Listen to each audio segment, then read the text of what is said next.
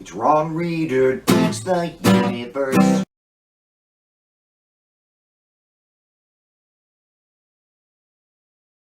I'm Ron Reader, and this is Ron Reader Digs the Universe. And tonight, waiting out election night 2022. Some observations and assertions. I don't know about you, but I've been seeing polls of doom articles regarding the Democrats' electoral fates this year in the corporate media, but I'm also seeing polls of mystery articles in the lefty press. So as far as I can tell, the establishment take coming into Tuesday is that the Democrats are fucked. Even though it's pretty clear that polling in an age when people don't answer unknown numbers is at best highly problematic and at worst straight up misleading. I, for one, have absolutely no idea how this will all turn out, and we probably won't have a clear picture of what's happened until next week, at least given that there is likely going to be a litigation free-for-all coming from the Republicans. You know, hell, given all of the GOP election chicanery and dirty tricks, I'd be disappointed if the Democrats don't follow suit. So, we'll see about that. But, if the Republicans do win big, taking the House or the Senate or both, as well as in the states, it will be due to their pushing lies on the issues of crime and inflation. But crime is higher in red states overall and higher in rural areas, traditionally Republican, than in cities, which are traditionally Democratic. So if you want to reduce crime, vote Democrat and support efforts to reduce poverty and economic anxiety, which always increase crime rates. Here's a hint.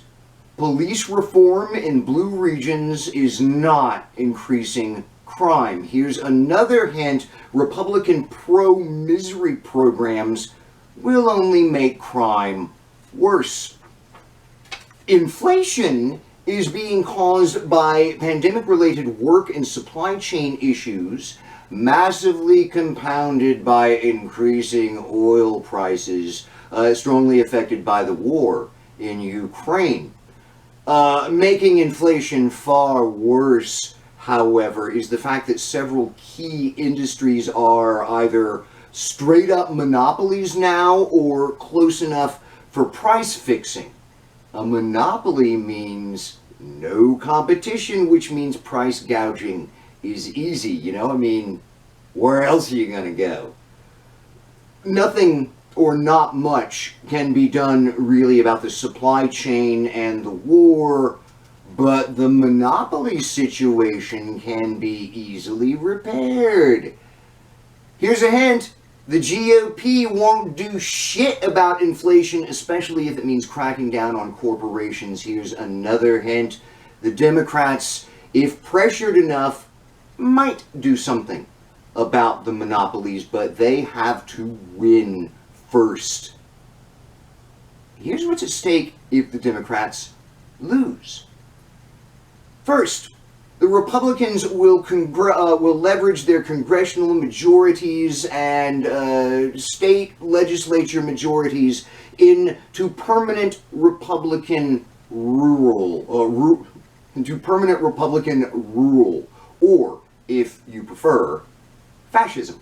So, democracy itself is literally once again on the ballot, essentially a referendum on the U.S. Constitution, again, which the conservatives have already been tearing up for some years now. Taking Congress will let them finish the job. But fascist rule is, believe it or not, the lesser horror. Because global warming is currently paced to destroy civilization in a decade or two.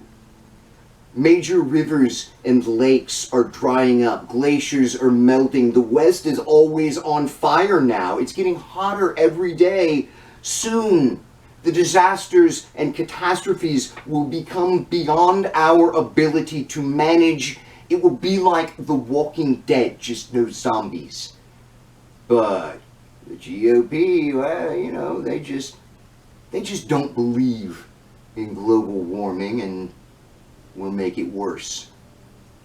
So we're not simply looking at a fascist USA, we're also looking at the end of everything. I cannot understate this. The Democrats have to win.